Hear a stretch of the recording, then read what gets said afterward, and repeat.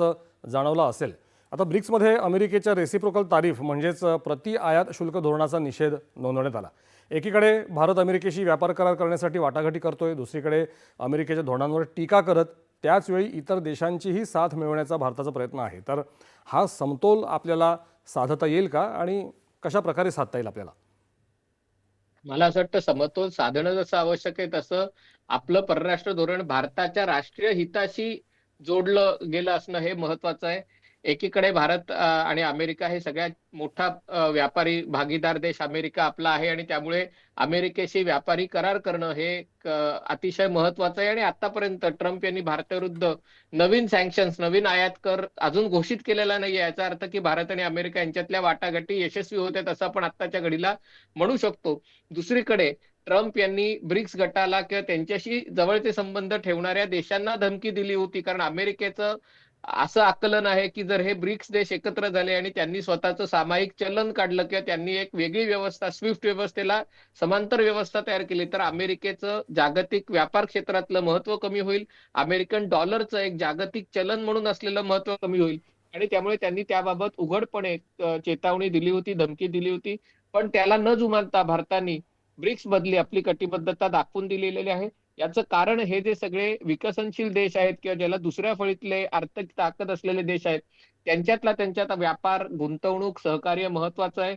आणि केवळ अमेरिकेशी आपले चांगले संबंध आहेत किंवा ते आणखीन चांगले होऊ शकतात, म्हणून याच्या बदल्यात आपण त्याचा बळी देऊ शकत नाही. आणि आम्ही आमच्या राष्ट्रीय हिताच्यासाठी आम्हाला दोन्ही गोष्टी महत्वाच्या आहेत हे याच्यातनं आपण स्पष्ट केलेलं आहे. पण यामध्ये काही धोके सुद्धा आहेत का? म्हणजे एकीकडे अमेरिकेशी वाटाघाटी सुद्धा करायच्या आहेत आणि एकीकडे त्यांच्या धोरणाला विरोध सुद्धा करायचा आहे. याच्यात काही धोके आहेत का? किंवा ते धोके आपल्याला कसे ओळखायला मला पाहिजे असं असं वाटतं? मला मला असं वाटतं की भारत आणि अमेरिका हे संबंध गेले 25 वर्ष ते सातत्याने मजबूत होत आहेत. हं. अर्थात सगळ्याच गोष्टीत काही भारताचं आणि अमेरिकेचं एकमत नाहीये. आणि त्यामुळे अमेरिका ज्या इतर देशांवर सध्याचं अमेरिकेचं सरकार टॅरिफ लावतंय, आयात कर लावतंय, त्याच्यात भारतातही हा काही प्रमाणात आयात कर हा लावला जाईल हे निश्चित आहे. पण एक गोष्ट अतिशय स्पष्ट आहे की अमेरिकेसाठी सगळ्यात मोठा प्रतिस्पर्धी चीन आहे. आणि त्यामुळे सध्याच्या अमेरिकेच्या धोरणात चीन असेल किंवा चीनला जे पुरवठा करणारे देश आहेत, चीनच्या ग्लोबल सप्लाय चेनचा भाग असलेले आहेत, त्यांच्यावर सगळ्यात जास्त आयात कर लागला जाणार आहे. भारत चीन संबंधामुळे भारत याच्यात नाहीये.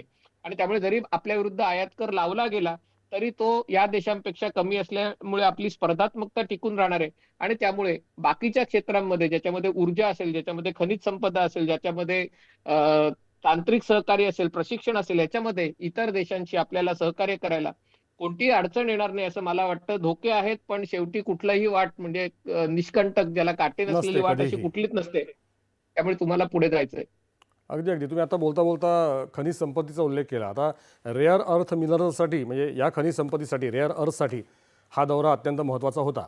आता चीनची या क्षेत्रातली मनमानी संपवण्याच्या दृष्टीनं भारतानं काही पर्याय शोधायला सुरुवात नक्कीच केली आहे. आफ्रिकी देशांची मदत भारताला याबाबत मिळू शकेल का? निश्चितपणे भारत आणि आफ्रिका यांच्यातलं नातेसंबंध वेगळं आहे, कारण भारताच्या स्वातंत्र्यापासून प्रेरणा घेऊन आफ्रिकेतले अनेक देश स्वतंत्र झाले. या देशांच्या स्वातंत्र्य लढ्याला भारताने पाठिंबा दिला होता. याच्यामध्ये घाना आणि नामिबिया हे दोन्ही देश जिथे पंतप्रधान गेले होते ते महत्वाचे आहेत.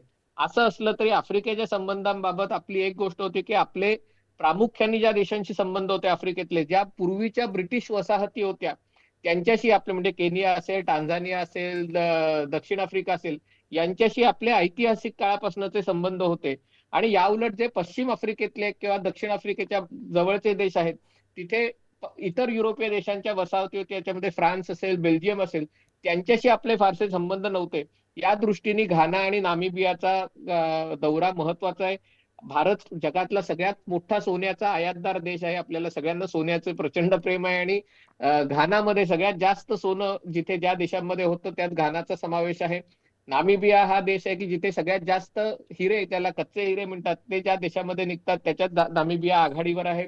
दक्षिण अमेरिकेपुरतं बोलायचं झालं तर अर्जेंटिनामध्ये, ज्याला शेल ऑइल आणि गॅस म्हणतात, त्याचे खूप मोठे साठे आहेत.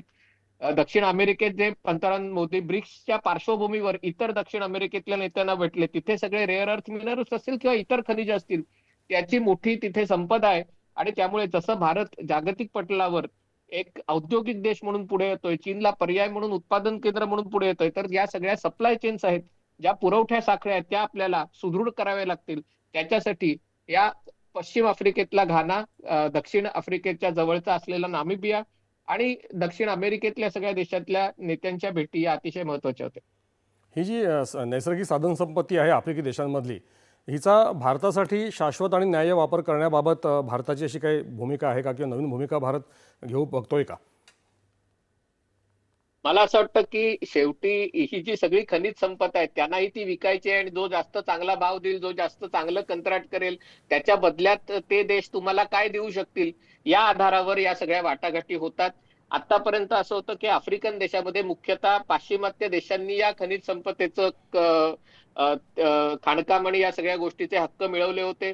पण त्यांच्याकडनं या देशांना मदत देताना सारखं लोकशाही, नंतर मानवाधिकार वगैरेचं निमित्त करून त्यांना ती मदत दिली जायची नाही. त्याच्यानंतर चीन या स्पर्धेत आला. चीनने याच्यामध्ये कुठली आडकाठी न ठेवता मदत केली. परंतु चीनकडनं यांचं होणारं शोषण या सगळ्यांना थोडंसं आता त्यांच्यासाठी संवेदनशील मुद्दा बनलाय.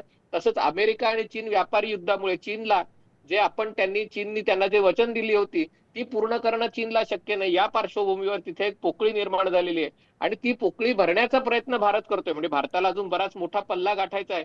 पण आज भारत एक या देशांना आश्वासक पर्याय म्हणून समोर आलेला आहे की जो त्यांच्याकडनं ही खनिज संपत्ती घेऊ शकतो, त्याच्यात त्यांचं शोषण होणार नाही याची काळजी घेऊ शकतो. अगदी. आणि या देशांना भारताकडनं ज्या गोष्टी आवश्यक आहेत, पिण्याचा पाण्याचा पुरवठा असेल, आपले युपीआय सारखं मनी ट्रान्सफर टेक्नॉलॉजी असेल, सायबर सिक्युरिटी वगैरे, संगणक आयटी क्षेत्रातलं तंत्रज्ञान असेल, या सगळ्या गोष्टी भारत त्यांना किफायतशीर दरात आणि त्यांना ज्या गरजेच्या आहेत त्या गोष्टी देऊ शकतो.